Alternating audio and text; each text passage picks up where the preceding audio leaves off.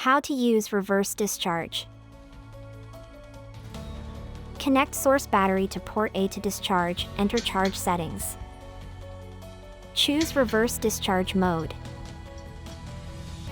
Adjust the cutoff voltage. Adjust the discharge current. Press Continue at B. Adjust the cutoff voltage.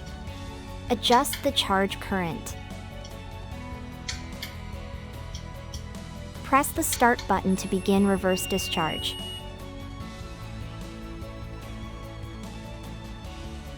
Press the A port button to check the battery's voltage. Press the B port button to check the battery's voltage.